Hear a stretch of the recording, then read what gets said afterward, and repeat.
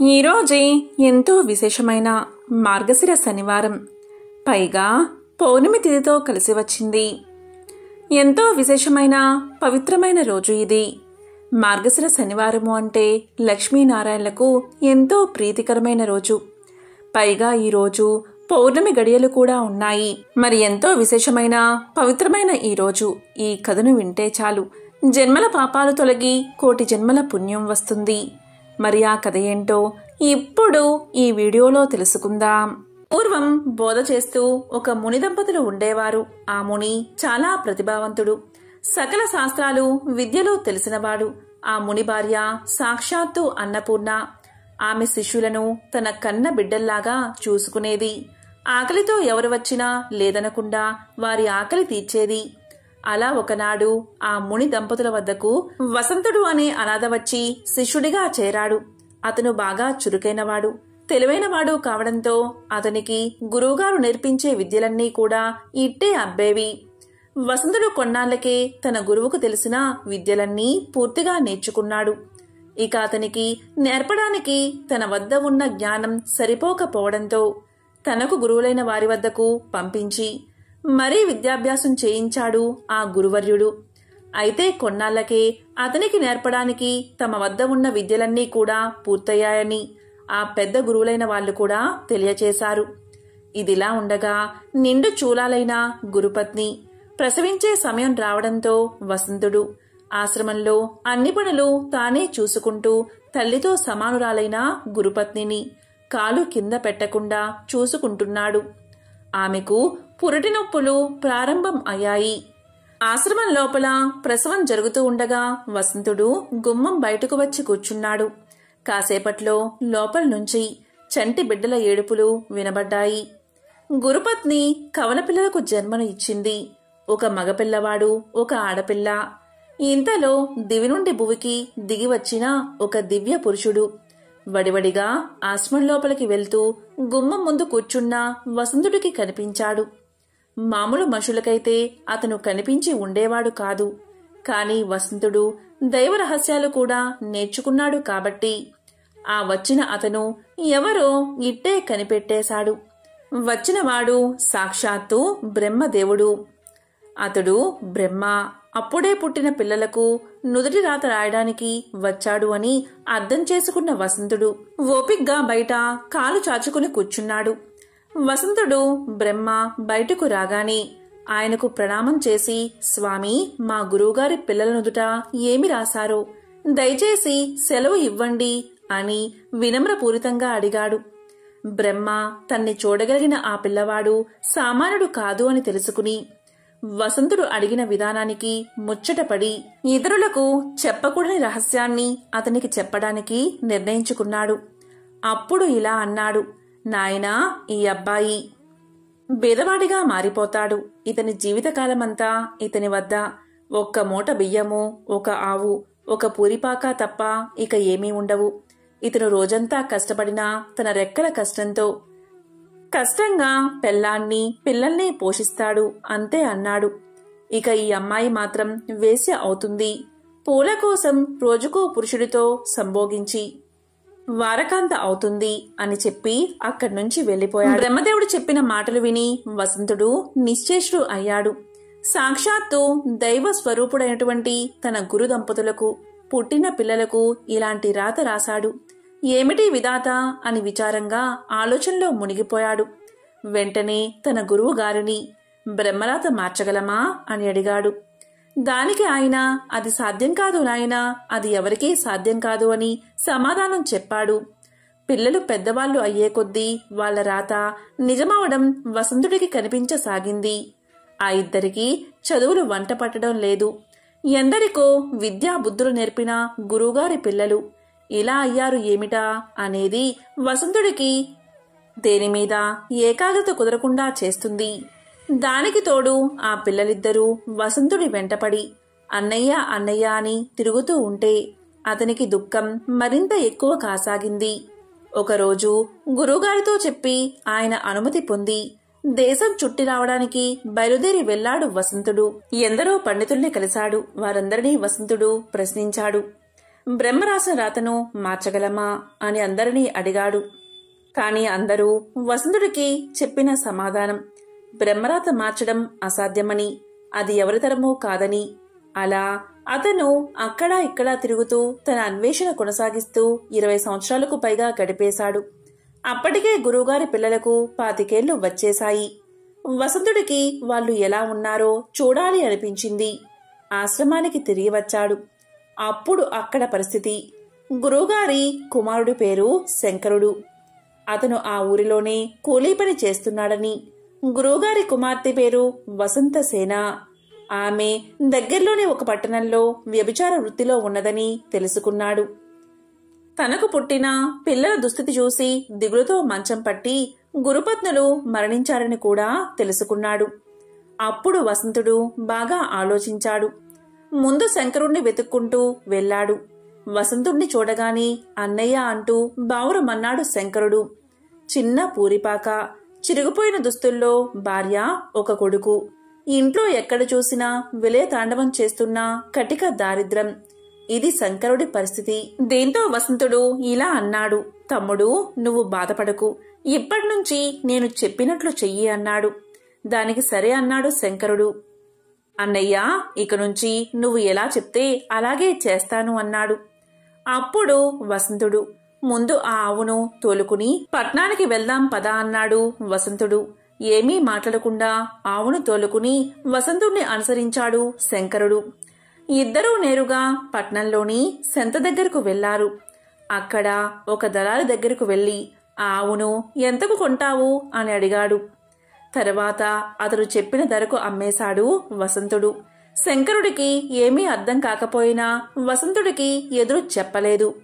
ఆవును అమ్మగా వచ్చిన డబ్బుతో వంటకు అవసరమైన సరుకులను, శంకరుడి భార్యకు పిల్లలకు కొత్త బట్టలు కొన్నారు. తిరిగి గ్రామానికి బయలుదేరి ఇంటికి రాగానే ఆ సరుకులతో వంట చేయించాడు.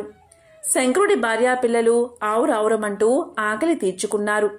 తర్వాత వసంతుడు శంకరుడితో, తమ్ముడు, అన్నదానం చేద్దాం, ఆకలితో ఎవరు వచ్చినా లేదనకుండా వడ్డించు అన్నాడు. దీంతో శంకరుడు మారు మాట్లాడకుండా అలాగే చేశాడు. కాని శంకరుడు ఆ రోజు రాత్రి వసంతుడితో ఇలా అన్నాడు, అన్నయ్య, ఇంతవరకు ఆ ఆవు ఉంది కదా అన్న ధైర్యం నాకు ఉండేది. ఇప్పుడు ఉన్న ఆ ఒక్క ఆధారం కూడా పోయింది. దాన్ని అమ్మగా వచ్చిన ధనం కూడా అన్నదానానికే ఖర్చయిపోయింది. తెల్లవారితే ఎలా గడపాలో అని భయంగా ఉంది అన్నాడు. దానికి వసంతుడు, తమ్ముడు, నువ్వేమీ ఆలోచించకుండా సుఖంగా నిద్రపో, పొద్దునకి అంతా సర్దుకుంటుంది అని ధైర్యం చెప్పాడు. తీరా పొద్దున్నే లేచి తలుపు తెరిచి బయటికి వచ్చి చూసిన శంకరుడి ఆశ్చర్యానికి అంతే లేకుండా పోయింది. శంకరుడి ఇంటి ముందు ఒక ఆవు నిలబడి ఉంది. శంకరుడి ఆస్తి ఎప్పుడు ఒకే ఆవు అని బ్రహ్మ రాసిన రాత పొల్లుపోకుండా ఉండడానికి రాత్రికి రాత్రి బ్రహ్మే స్వయంగా ఒక ఆవును తీసుకుని వచ్చి అక్కడ కట్టేశాడు. ఆ రోజు కూడా ఆవును తీసుకుని వెళ్లి సంతలో అమ్మి వచ్చిన ఆ డబ్బుతో అన్నదానం చేయించాడు వసంతుడు. తమ్ముడు, ఇక ఇలాగే ప్రతిరోజు క్రమం తప్పకుండా చేస్తూ ఉండు అని చెప్పి వసంతుడు అక్కడ్నుంచి వసంతసేనను వెతుక్కుంటూ బయలుదేరాడు. అన్ని దానాల్లోకెల్లా గొప్పదైన అన్నదానాన్ని క్రమం తప్పకుండా చేస్తున్నందున శంకరుడు తన జీవితంలో అనంతమైన పుణ్యాన్ని మూటకట్టుకున్నాడు. ఆ తరువాత వసంతుడు వాళ్ళను వీళ్లను అడుగుతూ వెళ్లి వసంతసేనని కలుసుకున్నాడు. వసంతసేన ఒక అవ్వతో కలిసి ఒక ఇంట్లో ఉంటుంది. ఆమె వసంతుణ్ణి చూడగానే బోరుమని ఏడ్చేసింది. అన్నయ్య, నేను మహాపాపిని. ఈ పాప పంకిలంలో కూలిపోయాను. మీలాంటి ఉన్నతుణ్ణి చూడ్డానికి నాకు అర్హత లేదు అని బావురమ్మంది. దానికి వసంతుడు, ఊరుకో చెల్లి, ఊరుకో. ఈ పాప పంకిలం నుండి నువ్వు బయటపడే మార్గాన్ని చెబుతాను. ఇక ఇవాల్టి నుంచి నేను చెప్పినట్లు చెయ్యి అన్నాడు. ఆమెను ఓదార్చాడు. దానికి సరే అంది వసంతసేన. ఆ రాత్రికి విఠలుడు ఎవరు వచ్చినా సరే 1,00,000 వరహాలు చెల్లించాల్సిందే. 1,00,000 వరహాలు చెల్లిస్తేనే లోపలికి ప్రవేశమని చెప్పమని అక్కడ ఉన్న వసంతసేనతో ఉన్న అవ్వకు చెప్పాడు. దానికి ఆశ్చర్యపోతూ అవ్వ, అయ్యా, ఇది జరిగే వ్యవహారం కాదు అని ఏదో చెప్పబోయింది. వసంతుడు ఆమెను మధ్యలోనే వారించి నేను చెప్పినట్లు చెయ్యి అన్నాడు. ఆజ్ఞాపిస్తున్నట్లుగా అన్నాడు. ఆ రాత్రి ఇద్దరు ముగ్గురు విడుదలు వచ్చి 1,00,000 వరహాలు అనగాని వెనుతిరిగి వెళ్లిపోయారు. అది వాళ్ళు ఊహించలేని మొత్తం. కాని అర్ధరాత్రి సమీపిస్తుంది అనగా ఒక మహాపురుషుడు మాత్రం 1,00,000 వరహాలతో వచ్చి ఆ రాత్రి వసంతసేనతో గడిపి వెళ్లాడు. ఆ మరుసటి రోజు రాత్రి కూడా అలాగే జరిగింది. తన రాత తప్పకుండా వసంతసేనకు దగ్గరకు వచ్చింది సాక్షాత్తు బ్రహ్మే అని వసంతుడికి తెలుసు. అలా బ్రహ్మ ఆమె దగ్గరకు రావడం వల్ల ఆమె మూటగట్టుకున్న పాపాలన్నీ కూడా నశించిపోయాయి. ఆమె జన్మ చరితార్థం అయింది. అలా వసంతుడు వాళ్ళిద్దరి చేత పుణ్యకర్మలు చేయించి గురుపత్నుల రుణం తీర్చుకున్నాడు. ఈ ప్రపంచంలో ప్రతి జీవి నుదుట తల రాసేది బ్రహ్మే. అయినా దాన్ని చక్కగా తీర్చిదిద్దుకునే శక్తిని, అవకాశాన్ని మాత్రం ప్రతి జీవికి ఇచ్చాడు అని దాన్ని నిరూపించాడు. అలా బ్రహ్మరాతను సైతం బ్రహ్మాండమైన రాతగా మార్చి చూపించాడు వసంతుడు. అనగనగా ఒక రాజ్యంలో ఒక రాజు, ఒక రాణి ఉండేవారు. ఆయనకు 2 కుమార్తెలు, 2 కుమారులు ఉన్నారు. ఒక కుమార్తె పేరు అమావాస్య, మరొక కుమార్తె పేరు పౌర్ణమి. పౌర్ణమి చాలా మతపరమైన విశ్వాసాలు కలిగి ఉండేది. ఆమె ఎప్పుడూ కూడా గోవులకు సేవ చేస్తూ ఉండేది. అన్ని పనులు కూడా చేస్తూ ఉండేది. అమావాస్య ఎప్పుడూ కూడా పూజలు చేయడానికి కూడా ఆసక్తి చూపించేది కాదు. ఆమె ఎప్పుడూ కనీసం ఒక్కసారైనా దైవ ప్రార్థన కూడా చేయలేదు. ఏ పని కూడా చేసేది కాదు. కాని అక్కా చెల్లెలు 2 మాత్రం ఒకరంటే ఒకరికి చాలా ప్రేమగా ఉండేవారు. కాని పౌర్ణమి అంటే మహారాజుకు, మహారాణికి అంతగా నచ్చేది కాదు. వారిద్దరూ ఎప్పుడూ అమావాస్యపైనే ఎక్కువ మక్కువ చూపించేవారు. అలాగే 2 కొడుకుల్ని కూడా ప్రేమగా చూసుకునేవారు. కొడుకుల విషయంలోనే అధిక శ్రద్ధ తీసుకునేవారు. కాలం గడిచే కొద్దీ రాజుగారి పిల్లలు పెరిగి పెద్దవారయ్యారు. రాజు కుమారులిద్దరికీ వివాహాన్ని జరిపించాడు. కుమార్తెలకు కూడా వివాహం చెయ్యాలి అని నిర్ణయించుకున్నాడు. అప్పుడు మహారాణి రాజుతో ఇలా పలుకుతుంది. మహారాజా వినండి. పౌర్ణమి ఎప్పుడూ కూడా పని చేయడానికే ఎక్కువ శ్రద్ధ చూపిస్తుంది. గోసేవ చేయడానికి ఇష్టపడుతుంది. భజనలు, కీర్తనలు చేస్తుంది. దానివల్ల ఆమెకు ఎవరైనా పేదింటి అబ్బాయిని చూడమని చెప్తుంది. ఆమె పెద్ద కుటుంబంలోకి వెళ్తే ఆమె ఇవన్నీ చేయడానికి కుదరదు కదా. అందుకే పేద ఇంటికి మనం పంపిద్దామని చెప్తుంది మహారాణి. దానికి రాజు సరే అని చెప్పి సంబంధాలు వెతకడం మొదలు పెడతాడు. చివరికి రాజు పౌర్ణమికి ఒక పేద ఇంటి అబ్బాయితో వివాహాన్ని నిశ్చయిస్తాడు. అప్పుడు మహారాణి మళ్ళీ ఇలా పలుకుతుంది. మహారాజా, అమావాస్యకి కూడా మనం వివాహం చేద్దాం. అక్కా చెల్లెళ్ళ 2కి కలిపి పెళ్లి చేయండి అని చెప్తుంది. అప్పుడు రాజుగారు అదే గ్రామానికి చెందిన వేరొక రాకుమారుడితో అమావాస్యకు వివాహం నిశ్చయిస్తాడు. ఈ విషయాన్ని రాజు రాణికి చెప్పగానే ఆమె ఎంతో సంతోషిస్తుంది. మనసులో ఆమె ఇలా అనుకుంటుంది. పేద ఇంట్లో పౌర్ణమి ఎలా ఉంటుందో చూద్దామనుకుంటుంది. ఆమె ఎప్పుడూ కూడా పూజలు అంటుంది కదా. ఆమెకు దేవుడు ఎలా సహాయం చేస్తాడో ఇప్పుడు అని అనుకుంటుంది మనసులో. ఇక సమయం రానే వచ్చింది. రాజుగారు తన 2 కుమార్తెలకి కూడా వివాహాన్ని జరిపించాడు. అమావాస్యకు చాలా సంపదన్ని కూడా ఇచ్చాడు. కాని పౌర్ణమికి మాత్రం ఏమీ ఇవ్వలేదు. 2 సోదరులు అమావాస్యను చాలా ప్రేమగా చూసుకునేవారు. కాని ఆమె ఎప్పుడైనా 2 వదినలపై పెత్తనం చెలాయిస్తూ ఉండేది. కాని పౌర్ణమి మాత్రం ప్రతి పనిలోనూ వాళ్లకు కూడా సహాయాన్ని చేస్తూ ఉండేది. అమావాస్య, పౌర్ణమి 2 కూడా తమ తమ అత్తగారింటికి వెళ్లిపోయారు. ఒకప్పుడు అమావాస్య తన ఇంట్లో శివపూజ, శివ చర్చ ఏర్పాటు చేసుకుంది. ఆమె ఊళ్ళో వాళ్ళందరినీ పిలిచింది. కాని తన సోదరి అయిన పౌర్ణమిని మాత్రం పిలవలేదు. అప్పుడు పౌర్ణమి వీధి గుమ్మంలో కూర్చుని ఉంది. ఆ ఊరిలోని ఆడవారందరూ పౌర్ణమితో ఇలా పలికారు.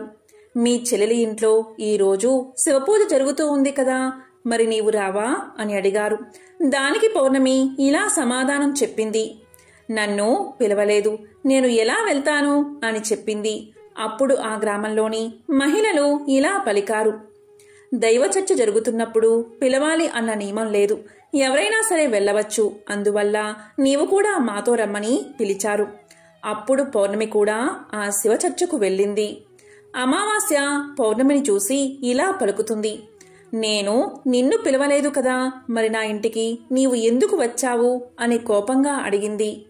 వస్తే వచ్చావు కాని నిశ్శబ్దంగా ఉండు, అటూ ఇటూ తిరగకు అని చెప్పింది. ఆమె పేదరికాన్ని చూసి ఎగతాళి చేసింది. అప్పుడు పౌర్ణమి కళ్ళ నుండి నీళ్లు తిరిగాయి. వెంటనే ఆమె మహాదేవుణ్ణి ప్రార్థించడం మొదలుపెట్టింది. ఓ మహాదేవా, నీవు నా పట్ల ఇంత నిర్దాక్షణ్యాన్ని చూపిస్తావా? నా తప్పు ఏమిటి? పూజలు చేయడం, గోసేవ చేయడమే నా తప్ప? పనిచేయడం నా తప్ప? దేవా, నీవు ఎప్పుడు నన్ను కరుణిస్తావు అని అనుకుంటూ దేవుణ్ణే వేడుకుంటూ ఉంది. ఆ శివపూజ, శివచర్చ మొత్తం కూడా పూర్తయిపోయింది. అప్పుడు అమావాస్య అందరికీ కూడా ప్రసాదాన్ని ఇచ్చింది. కాని పౌర్ణమికి ఇవ్వలేదు. వెంటనే పౌర్ణమి అక్కడి నుండి తిరిగి వెళ్ళిపోయింది. ఆమె దారిలో ఇలా అనుకుంటుంది. నేను ఇప్పుడు ప్రసాదాన్ని తీసుకుని వెళ్లకుండా ఇంటికి వెళ్లితే నా పిల్లలు ప్రసాదం ఏదని అడుగుతారు. అప్పుడు నేను ఏం సమాధానం చెప్పాలి అని అనుకుని తన అన్న వదిన దగ్గరికి వెళ్ళాలి అనుకుంటుంది. అనుకుంటూనే ఇంటికి వెళ్లి తన భర్తతో పిల్లలతో అన్నగారింటికి వెళ్లి వస్తాను అని చెప్పి అన్నగారింటికి బయలుదేరింది. పౌర్ణమి నడుచుకుంటూ వెళ్తూ ఉండగా దారిలో ఒక తులసి చెట్టు కనిపించింది. అక్కడ ఒక వృద్ధురాలు కూర్చుని ఉంది. ఆ వృద్ధురాలు ఇలా పలుకుతుంది. అమ్మా, నీవు ఎవరు? ఎక్కడికి వెళ్తున్నావు అని అడుగుతుంది. ఆమె అడిగిన ప్రశ్నలకు పౌర్ణమి తన గురించి వివరణ ఇచ్చింది. తన్ని తాను పరిచయం చేసుకుంది. అప్పుడు ఆ ముసలావిడ ఇలా అంటుంది. అమ్మా చూడు, ఈ తులసి మొక్క ఎండిపోతుంది. దీంట్లో కొంచెం నీరు పొయ్యమ్మా అని చెప్పగానే పౌర్ణమి ఆ తులసి మొక్కకు నీరు పోస్తుంది. అమ్మా చూడు, ఈ తులసి మొక్క ఎండిపోతుంది కదా, అలాగే ఈ చుట్టూ ఉన్న ప్రదేశాన్ని కూడా కొంచెం శుభ్రం చెయ్యి. అలాగే నా స్నానానికి నీళ్లు కూడా తోడమని చెప్తుంది ఆ వృద్ధురాలు. అప్పుడు పౌర్ణమి సరే అని చెప్పి ఆ ప్రదేశాన్నంతా శుభ్రం చేస్తుంది. తులసి చెట్టును పూజిస్తుంది. ముసలి అవ్వకు స్నానం చేయడానికి నీటిని ఏర్పాటు చేస్తుంది. ఆమె పాదాలను ఒత్తుతుంది. అన్ని పనులు అయిపోయాక బామ్మ, ఏమైనా పని ఉందా అని అడుగుతుంది. ఏమీ లేదు అని చెప్పగానే వృద్ధురాలి ఆశీర్వాదాలు తీసుకుని పౌర్ణమి ముందుకు సాగుతుంది. అలా కొంచెం ముందుకు వెళ్లేసరికి పౌర్ణమికి ఒక గుడి కనిపిస్తుంది. ఆ గుడి దగ్గర ఒక సాధువు కూర్చుని ఉన్నాడు.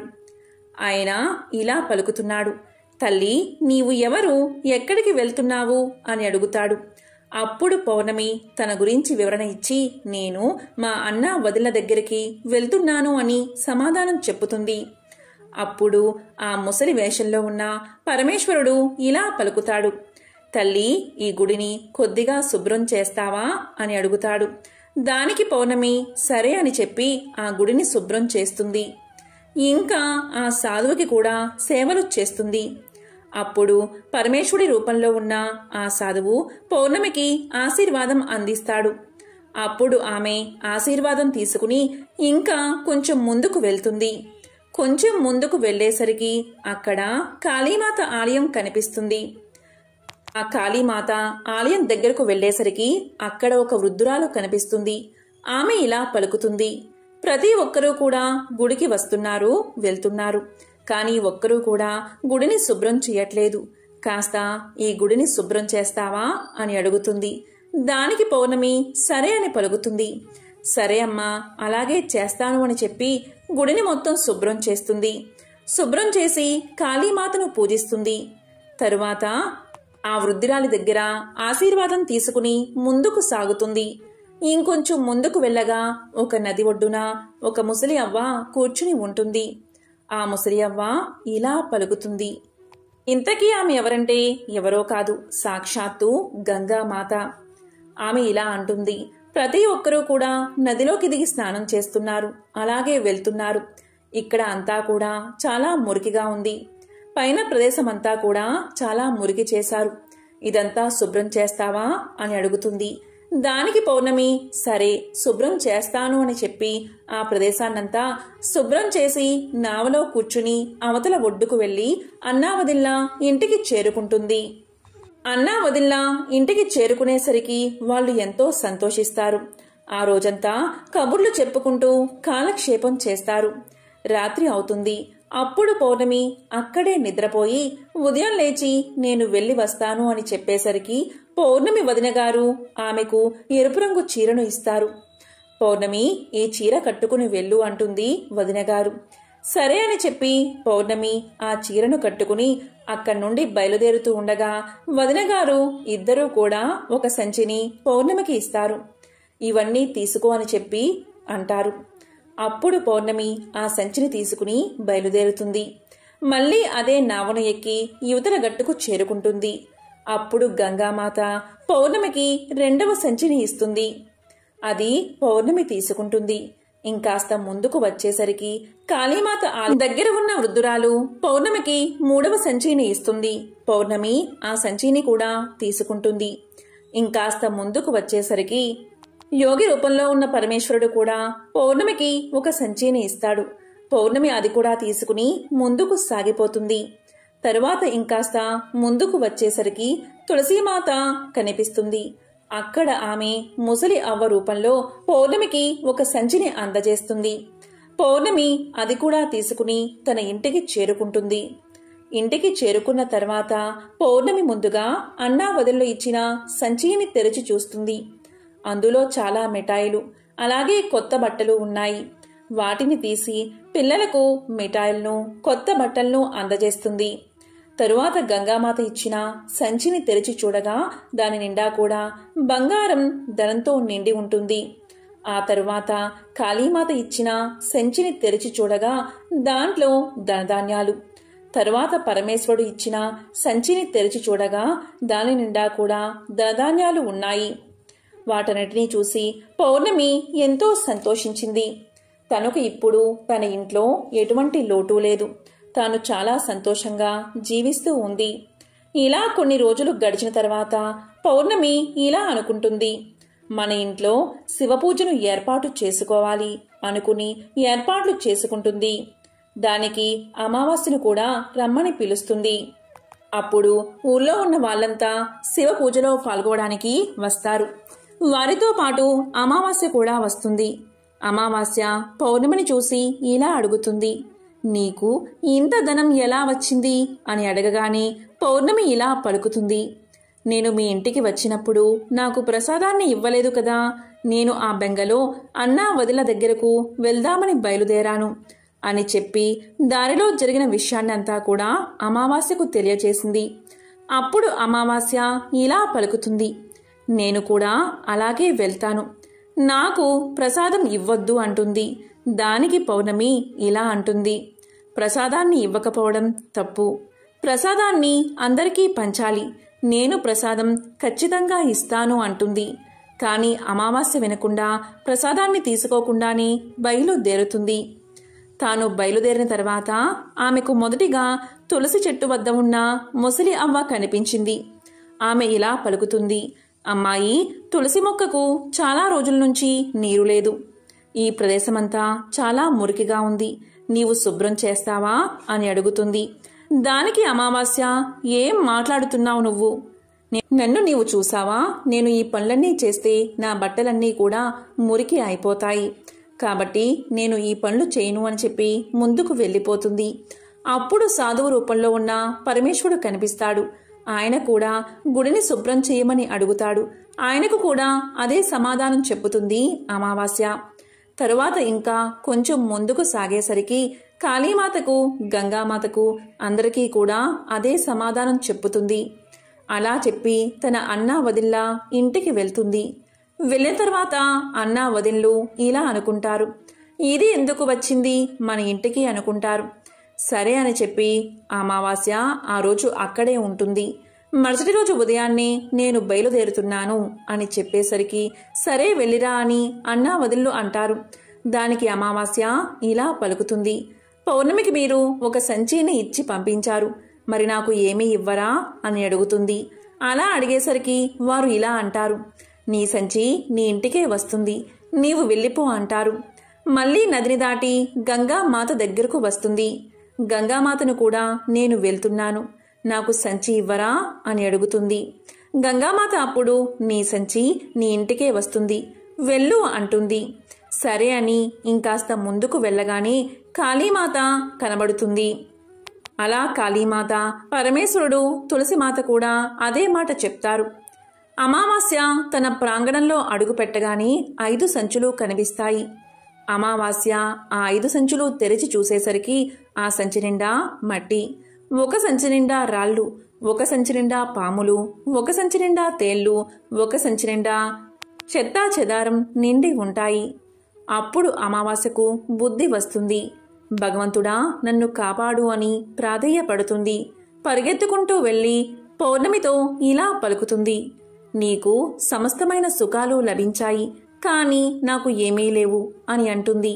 అప్పుడు పౌర్ణమి ఇలా అంటుంది. నేను అందరితో చాలా మంచిగా ప్రవర్తించాను. ఇంకా అన్నావదిలకు నేను ఎప్పుడూ సహాయం చేస్తూనే ఉన్నాను. నీవు ఎప్పుడూ కూడా సహాయం చేయలేదు. నీవు గంగామాతకు కానీ, తులసీమాతకు కానీ, పరమేశ్వరుడికి కానీ ఎవ్వరికీ కూడా సహాయం చేయలేదు. అలాగే వాళ్ళ మాటలకు నీవు విలువ ఇవ్వలేదు. భగవంతుడు నీకు అందుకే ఏమీ ఇవ్వలేదు అని సమాధానం చెప్తుంది పౌర్ణమి. నన్ను నీవు క్షమించు, ఇదంతా కూడా అజ్ఞానం వల్ల జరిగిపోయింది అని చెప్పి అమావాస్య ఇలా పలుకుతుంది. నేను మరలా భగవంతుడిని ప్రార్థించి ఇవన్నీ పొందుతాను అని చెప్పగానే పౌర్ణమి ఇలా అంటుంది. నీవు ఎప్పుడూ కూడా ఈ 3 సూత్రాలు గుర్తించుకో. మొదటి సూత్రం ఏంటి అంటే అందరి మీద దయ కలిగి ఉండు. ఇక రెండవది, ప్రతిరోజు కూడా 108 సార్లు ఓం నమఃశివాయ అనే మంత్రాన్ని జపిస్తూ ఉండు.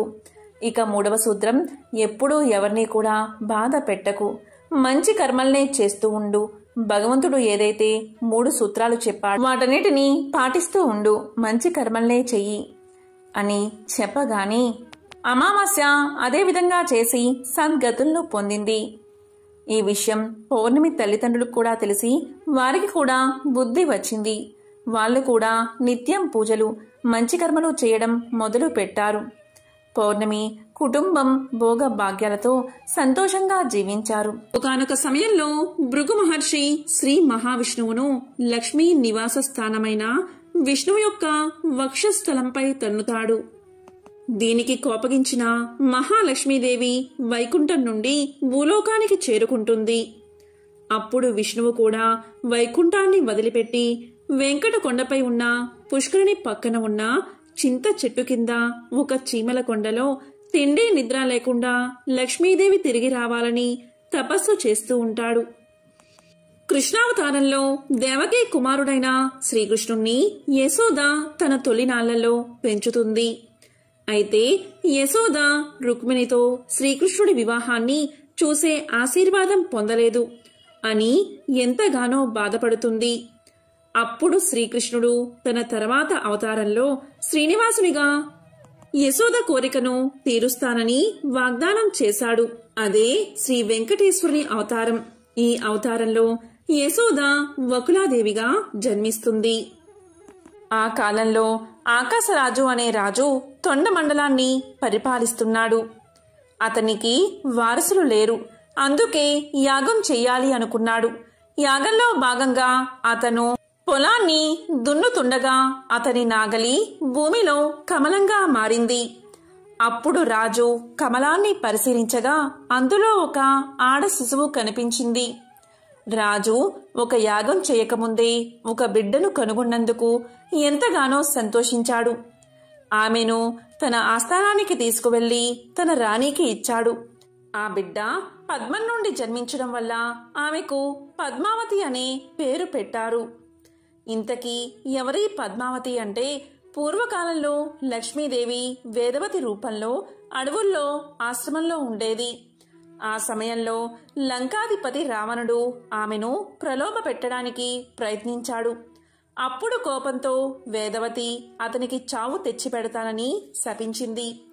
ఆమె మాటలు ఎంత నిజమో చూపించడానికి వేదవతి అగ్నిలోకి నడిచింది. అయితే అగ్నిదేవుడు ఆమెను రక్షించాడు. వేదవతిని తన ఇంటికి తీసుకువెళ్లి భార్య సంరక్షణకు అప్పగించాడు. రావణుడు పంచవటి నుంచి సీతను తీసుకువెళ్లబోతున్నప్పుడు రాముడు మరియు లక్ష్మణుడు లేని సమయంలో అగ్ని ప్రత్యక్షమై రావణుణ్ణి తప్పించుకోవడానికి రాముడు తన వద్ద ఉంచుకున్న నిజమైన సీతగా రావణుడికి వేదవతిని సమర్పించాడు. వేదవతే నిజమైన సీత అని రావణుణ్ణి మోసగించాడు అగ్నిదేవుడు. రావణుడు వేదవతిని నిజమైన సీతగా భావించి లంకకు తీసుకెళ్లగా అగ్ని సీతను తన ఇంటికి తీసుకెళ్లి తన భార్య స్వాహాదేవిని చూసుకోమని కోరాడు. రావణ సంహారం తరువాత రాముడు తిరస్కరించినప్పుడు వేదవతి అగ్నిలోకి ప్రవేశించింది. అప్పుడు అగ్నిదేవుడు రాముడికి నిజమైన సీతను అర్పించాడు. రాముడు తన పక్కన ఉన్న స్త్రీ ఎవరు అని ఆమెను ప్రశ్నించగా సీత తన కోసం లంకలో 10 నెలల పాటు రావణుడి హింసను భరించిన వేదవతి అని రాముడికి తెలియచేసింది. వేదవతిని కూడా తన జీవిత భాగస్వామిగా స్వీకరించమని సీత రాముణ్ణి కోరింది. కాని రాముడు ఇలా తెలియచేస్తాడు: నేను శ్రీనివాస అవతారం ఎత్తినప్పుడు ఈ వేదవతి ఆకాశరాజు కుమార్తెగా అంటే పద్మావతిగా జన్మిస్తుంది. ఆ జన్మలో తనని వివాహం చేసుకుంటానని వాగ్దానం చేశాడు ఆ శ్రీరాముడు. ఆమె ఇప్పుడు పద్మావతిగా ఆకాశరాజు ఇంట జన్మించింది. ఒకరోజు వేటకు వచ్చిన శ్రీనివాసుడు కొండల చుట్టుపక్కల ఉన్న అడవుల్లో ఒక అడవి ఏనుగును తరిమాడు. ఆ ఏనుగు యువరాణి అయిన పద్మావతిని ఆమె పరిచారికలను తరుముతూ వెళ్ళింది. దీంతో వాళ్ళు ఎంతో భయపడ్డారు. కాని ఆ ఏనుగు వెనుతిరిగి వెంకటేశ్వరుడికి నమస్కారం చేసి అడవిలోకి వెళ్లిపోయింది. అప్పుడు వకులాదేవి శ్రీనివాసుని మనసులో ఉన్న ఆంతర్యాన్ని గ్రహించి ఆకాశరాజు వద్దకు వెళ్లి పెళ్లి ప్రతిపాదనపై ఆకాశరాజు తన ఆమోదాన్ని తెలిపేలా చేసి వకులాదేవి పెళ్లి నిశ్చయించింది. దీంతో శ్రీ పద్మావతి శ్రీనివాసుల వివాహం నిశ్చయమైంది. బ్రహ్మ ఆదేశాల మీద 3,000,000 దేవతలు కదిలి వస్తారు శ్రీనివాసుడి వివాహానికి. గరుడిని వార్తతో యకులు, కిన్నెరులు, కింపురుషులు, మునులు, ఋషులు అంతా బయలుదేరతారు. బ్రహ్మ పరివారమంతా కలిసి 10 లక్షల మంది ఉంటారు. 3 యోజనాల దూరం ఉంటుంది ఆ గుంపు. వీరు ఒక్కో లోకాన్ని దాటుతున్న సమయంలో ఆయా లోకాల వారు వీరిని కలుస్తారు. అందరూ కూడా దివ్య తేజోమూర్తులు. అంతరిక్షంలో ఉన్న నక్షత్రాలన్నీ ఒక చోట చేరితే ఎలా ఉంటుందో, గుంపుగా వస్తుంటే ఎలా ఉంటుందో అలా ఉంది సన్నివేశం. ఈ పరివారం మధ్యలో గంధర్వులు గానం చేస్తున్నారు. నాట్యం చేసేవారు నాట్యం చేస్తున్నారు. అందరి ముఖాలలో ఆనందం తాండవిస్తుంది. వీళ్ళందరి సంగతి అలా ఉంచితే ఇక్కడ శ్రీనివాసుడికి ఆతృత పెరిగిపోతుంది. ఏంటో వీళ్ళింకా రాలేదు, ఎప్పటికి వస్తారో, అసలు బయలుదేరారో లేదో, సమయానికి చేరుకుంటారా, ఇలా ఆయనలో అనేక ఆలోచనలు కలుగుతున్నాయి. బయటికి లోపలికి తిరుగుతున్నారు. ఇంతలో గరుత్మంతుల వారు, ఆదిశేషుల వారు, బ్రహ్మాది దేవతల ప్రయాణ వివరాలు శ్రీనివాసుడికి చెప్తూ ఉంటారు. మీరేం కంగారు పడకండి స్వామి, దేవతలు ఇప్పుడే హిమాలయాలు దాటారు అని, కాసేపాగి గంగ దాటారని, కాసేపాగి గోదావరి నదిని దాటారని, కాసేపాగి కృష్ణానదిని సమీపించారని చెప్తూ ఉంటారు. దేవతలందరితో కలిసి బ్రహ్మ తుంబుర తీర్థం చేరి అక్కడ స్నానం చేసి అక్కడి నుండి బయలుదేరతాడు. ఈ విషయం తెలుసుకున్న శ్రీనివాసుడు ఇక ఆగలేక ఎదురు వెళ్లి బ్రహ్మదేవుణ్ణి ఆలింగనం చేసుకుంటాడు. శివుని తలపై నిమురుతాడు. కొందరికి కరచలనం చేస్తాడు. కొందరికి చెయ్యి ఊపి, ఇంకొందరిని మందహాసంతో, కొందరికి కనుసైగలతో పలకరిస్తాడు వెంకటేశ్వరుడు. వాయుదేవుణ్ణి ఆలింగనం చేసుకుంటాడు. ఇలా ఇంద్రుడు, అగ్ని, యముడు మొదలైన దేవతలందరినీ ఆదరంతో ఆహ్వానిస్తున్న శ్రీనివాసుడి దృష్టి విశ్వకర్మపై పడుతుంది. ఇంతమంది నా దగ్గరకు వచ్చినా నువ్వు మాత్రం గర్వంతో దూరంగా ఉన్నావు అని పలికి ఇతనిని విశ్వకర్మ పదవి నుంచి తొలగించి నాయందు భక్తి ప్రపత్తులు కలిగిన వారిని నియమించు అని చంద్రుడితో పలుకుతాడు శ్రీనివాసుడు. అప్పుడు విశ్వకర్మ క్షమించమని స్వామి పాదాలపై పడతాడు. మొత్తం వెంకటాచలం అంతా కూడా అతిథులతో నిండిపోయింది. ఎక్కడ చూసినా పండుగ వాతావరణం, కోలాహలం, సందడి. ఒకరిని ఒకరు పరిచయం చేసుకుంటున్నారు, దీవెళ్లు తీసుకుంటున్నారు, కబుర్లు చెప్పుకుంటున్నారు. పెళ్లికల వచ్చేసింది వెంకటాచలంలో. ఇంతమంది అతిథులు రావడం ఒకెత్తైతే, ఇంతమందికి వసతి భోజన ఏర్పాట్లు చేయడం మరొక ఎత్తు కదా. అందుకే శ్రీనివాసుడు ఇంద్రుడితో ఇలా అంటాడు. ఇంతమంది దేవతలు, ఋషులు, బ్రాహ్మణులు వచ్చినప్పుడు వారికి తగిన సదుపాయాలు చెయ్యాలి కదా. అందుకని 50 యోజనాల పొడవు, 30 యోజనాల వెడల్పు కల ఒక మనోహరమైన సభాభవనం ఏర్పాటు చెయ్యమంటాడు. విశ్వకర్మతో క్షణాల్లో అలాంటి భవనం నిర్మాణం చేయిస్తాడు ఇంద్రుడు. ఇంతమంది అతిథులతో మనం నారాయణవనం వెళితే అక్కడ విడిది ఏర్పాటు చేయడంలో ఆకాశరాజుగారికి ఇబ్బంది కలగవచ్చు. అక్కడ కూడా విడిది భవనాలు, సభా భవనాలు ఏర్పాటు చెయ్యాలి. ఆకాశరాజు వద్దకు విశ్వకర్మను పంపించి మాట్లాడి తగిన విధంగా నిర్మాణం చేయించమని ఇంద్రునితో పలుకుతాడు శ్రీనివాసుడు. అలా నారాయణవన సమీపంలో ఒక మహానగర నిర్మాణం జరుగుతుంది. బాధ్యత అంతా ఒక్కడే మోయడం కష్టం కనుక ఒక్కొక్కరికి ఒక్కో పని అప్పచెప్పాడు శ్రీనివాసుడు. ఋషులకు, మునులకు సదుపాయాలు కల్పించడం శివుడికి, మర్యాదలు, పిలుపుల బాధ్యత షణ్ముఖుడికి, వంట వార్పు అగ్నిహోత్రుడికి, నీటి సదుపాయం వరుణుడికి, ఆకులు రొన్నెళ్లు తయారీ నవగ్రహాలకు, పాత్ర శుద్ధి వసువులకు, పౌరోహిత్యం వశిష్ఠునికి, బ్రాహ్మణులకు దానాలిచ్చే బాధ్యత కుబేరుడికి, వెలుగుకి చంద్రుణ్ణి అప్పగించారు. ఇంతమంది దేవతలు పెళ్లి పనుల్లో మునిగిపోయినట్లు కనిపించినా అంతా ఒకటే తత్వం. వీళ్లంతా పరబ్రహ్మం యొక్క ప్రతిరూపాలే. ఒకే భగవంతుడు అనేక రూపాల్లో అనేక కార్యాలు చేస్తున్న అద్భుతం. వచ్చిన అతిథులందరికీ స్వాగతం పలికిన స్వామి ఒక్కసారిగా డీలా పడిపోతాడు. ఎందుకో ఎవరికీ తెలియదు. కారణం అడిగిన బ్రహ్మతో ఇలా చెప్తాడు. ఎంతమంది వస్తే ఏంటి, నా మహాలక్ష్మి రానంత వరకు ఎవరూ రానట్లే అంటాడు. ఇంకా శ్రీనివాసుడు ఇలా అంటాడు.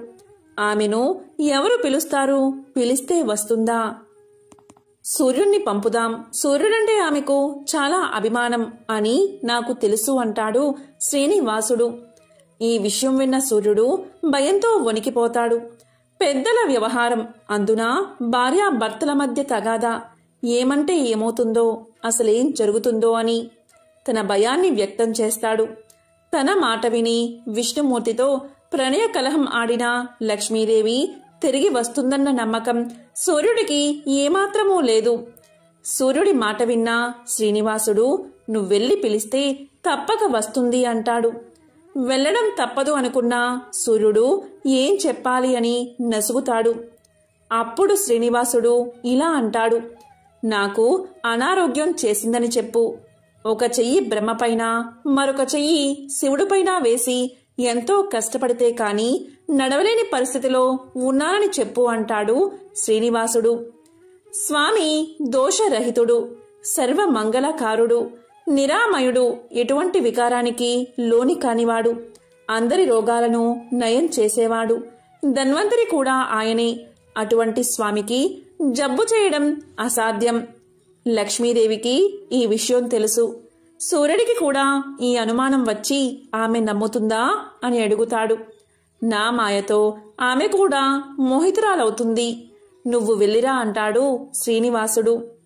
శ్రీనివాసుడి మాట విన్న సూర్యుడు లక్ష్మీదేవిని తీసుకురావడానికి కరివీరపురం అంటే కొల్హాపూర్ వెళతాడు. మొదట ప్రణయ కలహం గుర్తుకొచ్చి రాను అన్న లక్ష్మీదేవి తరువాత స్వామికి అనారోగ్యం చేసింది అనేసరికి పరుగు పరుగున బయలుదేరుతుంది. ఆమెకు నిజం తెలీదా అంటే ఆమె సర్వజ్ఞురాలు, అంతటా వ్యాపించి ఉన్న శక్తితత్వం. పైగా విష్ణుమూర్తి హృదయంలోనే ఉంటుంది. నిజానికి వారిద్దరికీ భేదం కూడా లేదనే చెప్పాలి. విష్ణుమూర్తి, లక్ష్మీదేవి రెండుగా కనిపిస్తున్న ఒకే శక్తి స్వరూపం. కానీ కలియుగంలో భక్తజనాన్ని అనుగ్రహించడం కోసం తాము ఆడుతున్న లీలా నాటకాన్ని రక్తి కట్టించడం ఏమీ తెలియనట్లు అబద్ధం నమ్మినట్లు నటించింది. అమ్మ మొత్తానికి లక్ష్మీదేవి కూడా వెంకటాచలం చేరుకుంది. దాంతో పెళ్లి పెత్తనమంతా లక్ష్మీదేవిది, వకులాదేవిది అయ్యింది. పెళ్లి పనులు చకచకా చేయడం మొదలుపెట్టింది. శ్రీవారి మంగళ స్నానానికి ఏర్పాట్లు చేసింది. చక్కగా ముత్తైదులంతా కలిసి లక్ష్మీదేవి ఆధ్వర్యంలో శ్రీనివాసుడి ఒంటికి నూనె పట్టించి నలుగు పెట్టి హారతి ఇచ్చారు. తరువాత అభ్యంగన స్నానం చేయించి మళ్లీ హారతులిచ్చారు. ఈ విధంగా వైభవంగా మంగళ స్నాన ఘట్టం ముగిసింది. తరువాతి కార్యక్రమం పుణ్యావచహనం. అటు తర్వాత కులదేవత స్థాపనం. కులదేవతను పూజించడం. దేవతా సార్వభౌముడైన స్వామికి కులదేవత ఎవరుంటారు?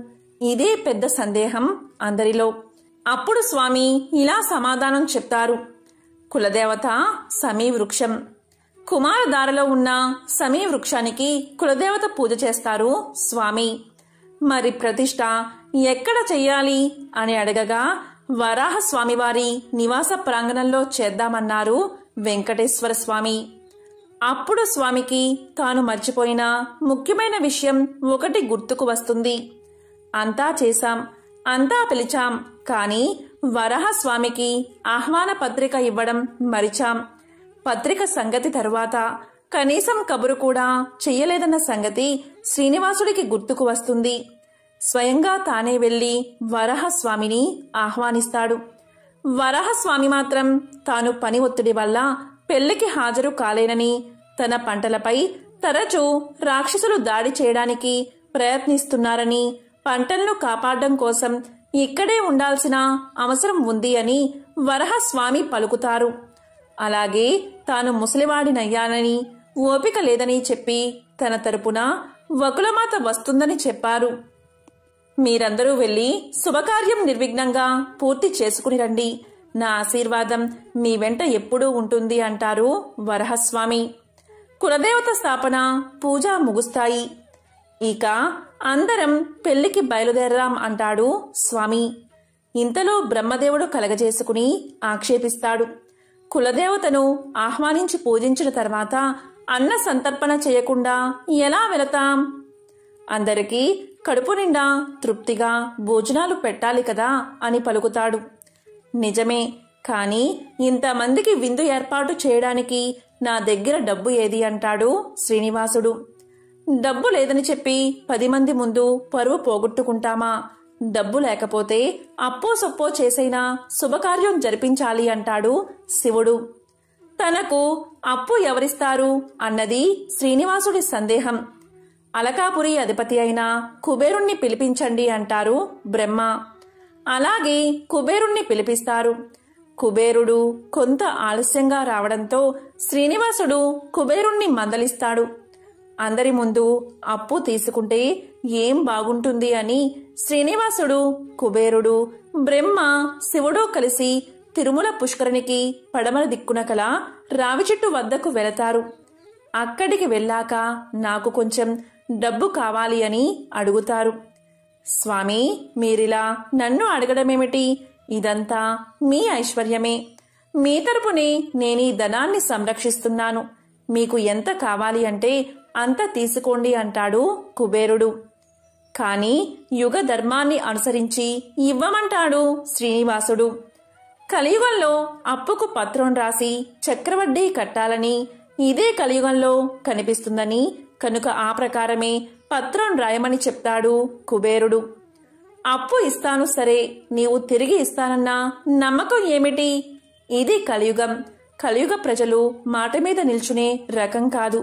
కనుక నీవు నా దగ్గర అప్పు తీసుకున్నట్లుగా సాగులు కావాలి అంటాడు కుబేరుడు. అప్పుడు శ్రీనివాసుడితో పక్కనే ఉన్న బ్రహ్మ సాక్షి సంతకం పెడతాను అంటాడు. బ్రహ్మ విష్ణుమూర్తి కుమారుడు కనుక పక్షపాతంతో వ్యవహరించే అవకాశం ఉన్నదని, అప్పు చెల్లించకుండా మాట మార్చే సమయంలో శ్రీనివాసుడికి సాయం చేయవచ్చునని అనుమానపడి ఈయన ఒక్కడితోనే కుదరదు అంటాడు కుబేరుడు. శివుడు సంతకం పెడతాను అంటాడు. నీవు ఎప్పుడూ కైలాస పర్వతం మీద ధ్యానంలో కూర్చుంటావు. నీకు కోపం ఎక్కువ అంటారు. కోపంతో మూడవ కన్ను తెరిచి అంతా బూడిద చేస్తావు. అమ్మో, నీ దగ్గరకు రావాలంటేనే నాకు భయం. కనుక మరొక సాక్షి కావాలి అంటాడు కుబేరుడు. అప్పుడు తమ పక్కనే ఉన్న ఆ రావి చెట్టు పేరు చెప్తారు. సరే అయితే నేను సాక్షి సంతకం పెడతాను అంటుంది రావి చెట్టు. ఈ విధంగా అప్పు పత్రం రాస్తారు. అప్పు తీసుకున్నవాడు శ్రీనివాసుడు, అప్పు ఇచ్చినవాడు కుబేరుడు. అతని వివాహం కొరకు కలియుగంలో వైశాఖమాస శుక్లపక్ష సప్తమి నాడు 14 లక్షల రామముద్రలు కల సువర్ణ నాణాలు వడ్డీతో సహా ఇచ్చే షరతుతో ఇవ్వబడ్డాయి. వడ్డీతో కలిపి మూలం చెల్లించడానికి శ్రీనివాసునిచే అంగీకరించబడింది. వివాహమైన సంవత్సరం నుండి 1000 సంవత్సరాల తర్వాత ఈ మొత్తం ఇవ్వబడుతుంది. ఇది కుబేరుడికి శ్రీనివాసుడు రాసిచ్చిన అప్పు పత్రం. దీనికి మొదటి సాక్షి చతుర్ముఖుడు అంటే బ్రహ్మ, రెండవ సాక్షి శివుడు, మూడవ సాక్షి రావి చెట్టు అంటే అశ్వత్థ రాజము. అప్పు ఎలా తీరుస్తాడో కూడా శ్రీనివాసుడు పత్రంలో చెప్పాడు. భవిష్యత్తులో నా భక్తులు మంచిదో పాపిష్టిదో చాలా కానుకలు నా హుండీలో వేస్తారు. డబ్బుతో నీ అప్పు తీరుస్తాను అంటాడు. అందరికీ అన్నీ ప్రసాదించగలవాడు. కుబేరునికి ధనాధిపత్యం ఇచ్చినవాడు. కుబేరుడి దగ్గర అప్పు అడగడం ఒక దివ్యలీల. డబ్బి మీ దగ్గరే ఉంచి ఖర్చు చెయ్యి అని కుబేరునితో శ్రీనివాసుడు పలుకుతాడు. అందరి దేవతలకు వారి వారి శక్తిని బట్టి యోగ్యతను అనుసరించి పని అప్పగించబడింది. వంటబని అంతా అగ్నిదేవుడికి, మర్యాదలు పిలుపులు 6 ముఖాల షణ్ముఖుడికి, వచ్చిన వారికి సౌకర్యాలు ఏర్పాటు చేయడం విశ్వకర్మకు. ఇంతలో అగ్నిదేవుడు వంట చేయడానికి పాత్రలు లేవు అంటాడు. నిజమే, మీ ఇంట్లో శుభకార్యానికైతే అన్నీ ఉంటాయి. నా పెళ్లికి మాత్రం ఏమీ ఉండవు. అయినా పాత్రలెందుకు? వెంకటాచలం మీద ఉన్న తీర్థాలలో వంట వండండి అంటాడు శ్రీనివాసుడు. నిజమే, జనాన్ని బట్టి పాత్రలు వాడతాం. 100లో వస్తే పెద్ద పెద్ద పాత్రలు వాడవలసి వస్తుంది. కాని ఈయన పెళ్లికి సమస్త బ్రహ్మాండమంతా దిగివస్తుంది. కొన్ని కోట్ల మంది వస్తారు. అంతమందికి వండడానికి పాత్రలు ఏం సరిపోతాయి? పైగా సృష్టిలో ఉన్న సమస్త పుణ్యతీర్థాలు తిరుమలలో కొలువై ఉన్నాయి. ఒక్కో తీర్థంలో అంటే సరోవరంలో ఒక్కో వంటకం వండుతారు.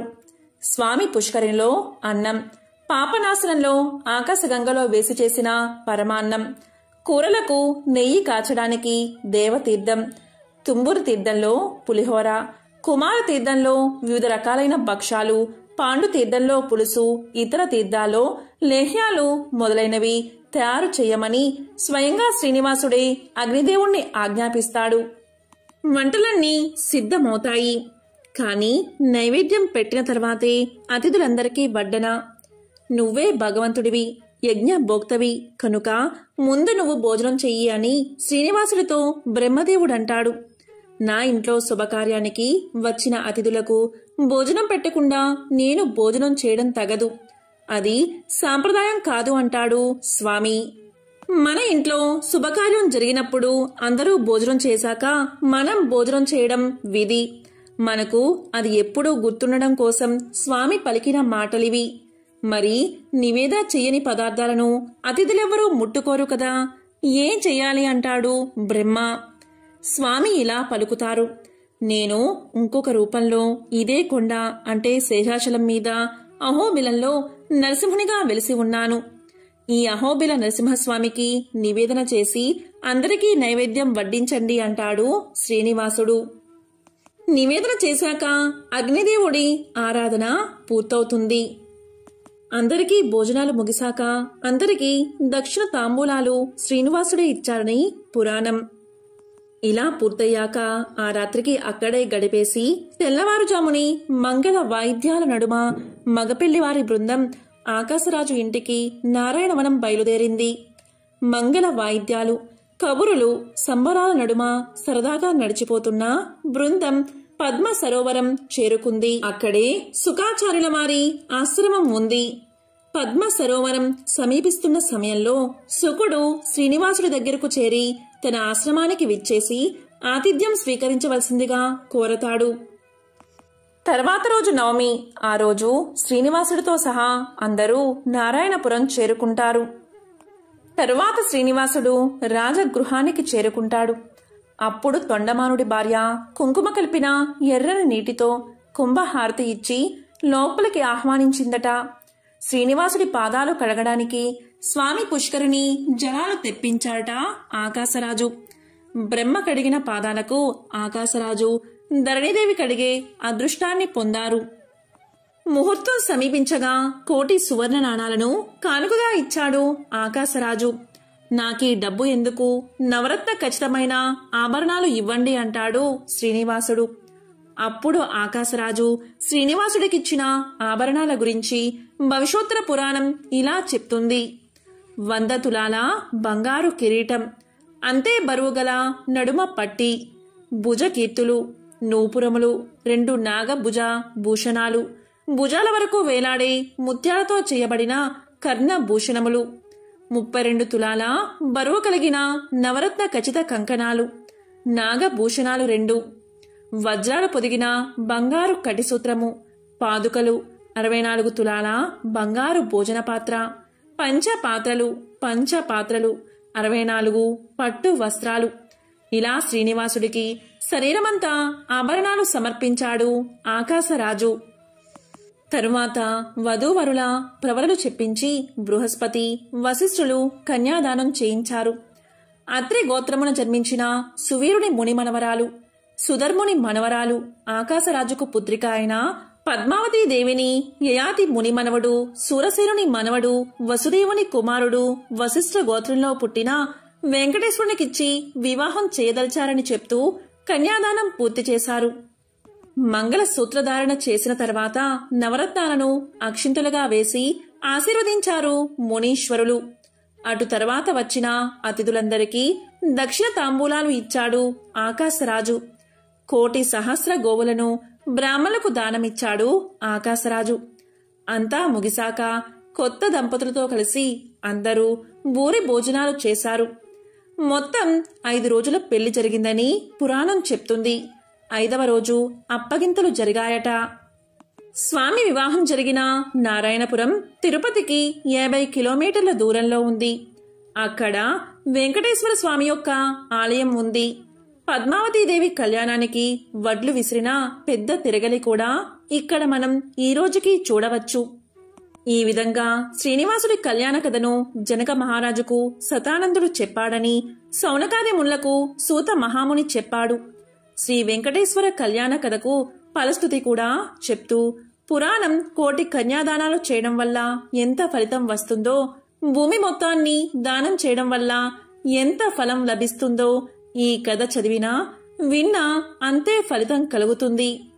ఎవరు శ్రీనివాసుని కళ్యాణం చేయిస్తారో వారి ఇంట్లో కూడా త్వరలోనే అటువంటి ఉత్సవం జరుగుతుంది.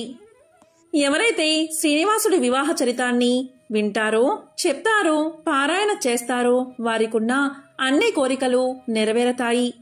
విన్న మాత్రం చేతనే సుఖం కలుగుతుంది, మంగళప్రదము అని శతానందుడు జనక మహారాజుకు తెలియచేశాడు. ఓం నమో నారాయణాయ, ఓం నమో వెంకటేశాయ.